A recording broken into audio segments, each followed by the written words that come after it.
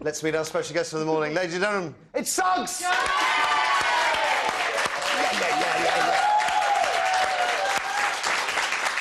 The original Nutty Boy, lead singer of Madness, Suggs has been entertaining us for an astonishing 30 years now, and there's plenty more to come, judging from this.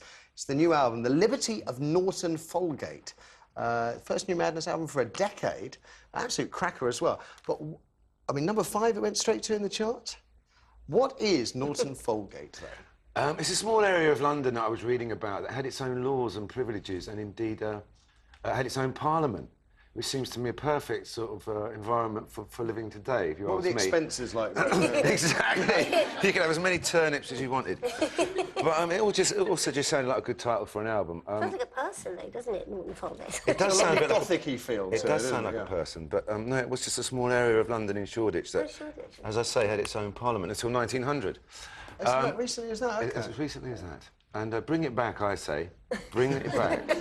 Bring back our own parliament. One parliament is more than enough, I think, at the moment. We've already got 3 if you take in the Scottish and Welsh Assemblies. How many more? Now, Dust Devil is the first single to be culled from the album. Have a look at this. Couple of the moment, Jenny Winston and Alfie Allen in that. Ooh. They are, yes, yes. We were hoping to get the dads, actually, Ray and Keith, to have a fight in this video, but we couldn't organise that. No, they're both very good actors. I think that's what you call them these days, isn't it? Actors, yes, fantastic. Yeah. Was it through the parents that they got involved? No, in fact, it was the director, who I've known for a long time, was friends with Jamie, and we were looking for a girl. I mean, the song's about a wayward girl who does enjoy a night out. I'm not suggesting that Jamie goes out every night in that context, but I remember we did a little... Once last year. Once or twice.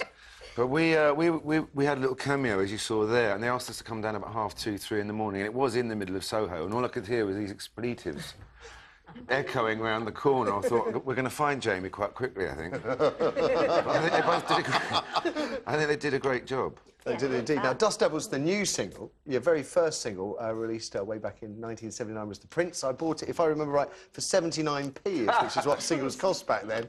And this is how you used to learn. You don't look any different. You're like Cliff Richard. Well, maybe not, actually. I'd like to know where that Madness dance came from. What was that? Oh, it's a long and involved story, but, I mean, most of the band like dancing, and just bit by bit we managed to develop our own kind of style, but it's a very hard...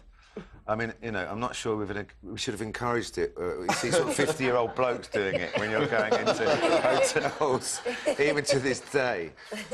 But, yeah, I don't know, it's just a bit of fun, really. I can't really remember. I remember sitting in the sixth form and then all the kids just doing it. Like, Everybody. what's wrong with you all? Madness! You're number 1! But is it true that you actually nearly got kicked out of the band? It is true, actually, Steve. Yes, yes, much as it may be hard to imagine now, a band without me as their lead singer. No, in the early days, I used to go and see Chelsea quite a lot, and the band started getting more serious and rehearsed 3 nights a week, and then on Saturday afternoons. And a couple of times I bunked off, pretending to have a sore throat or something. It was then announced that, in fact, I'd been at the football. And I discovered the fact I'd been sacked by looking through a music paper, which used to be called the Melody Maker. Oh, yeah. And that's where all the... shows your age.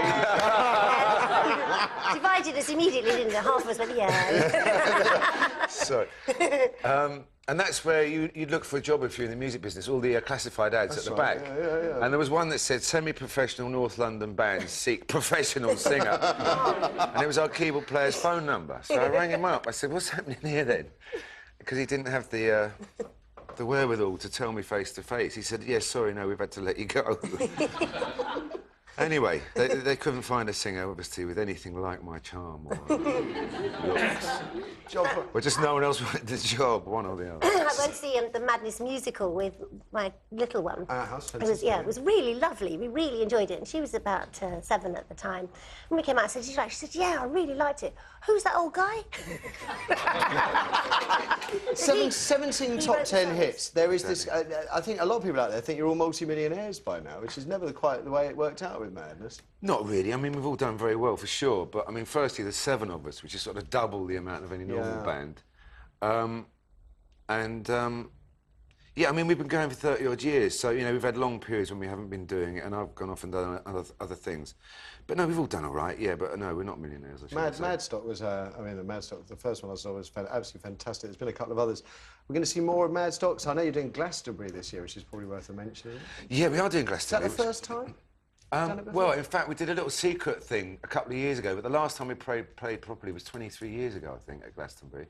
So I'm hoping to see all the usual old faces. But it should still be said that you're still very popular all over the world, because only last month I was in Australia and you were in Australia. Is that right? On the road. We were on some other rather bizarre... Not that this is bizarre by any means. Spick and Speck, some comedy show or something. But no, we are doing another Madstock on the 17th of July in Victoria Park in Hackney, talking about being all over the world.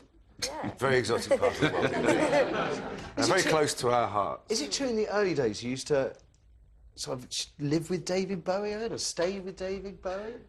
Well, yeah, your research has obviously been trawling with a very small net indeed to get that little crumb of a fish. But no, it's true. Now, our producer was a very close friend of David Bowie's, and we were invited to his house once in Switzerland because we were passing that way. And I remember the first thing was we turned up with this kind of 4x4 car, and my suitcase went... There's David Bowie, like, going like that, coming to my garage. And the next thing, my underwear's all flying down his drive, the suitcase has exploded, and my clothes are halfway down the Matterhorn. But it was a very nice evening, but it was strange because he was on the straight and narrow at that point, so we were expecting outrageous rock and roll night out with David Bowie, and in fact he went to bed at 9 and we were left with the cocoa. But he's a charming man, Indeed. Let's have a question from our audience, Eric. OK, well, joining us all the way from Sunderland University is Laura. Hey. So, what's your question? Hi. Is Suggs your real name? It's not actually, no, my real name's Graham McPherson, but when I was at school, in fact, I was an ethnic minority. I was the only person of Scottish derivation.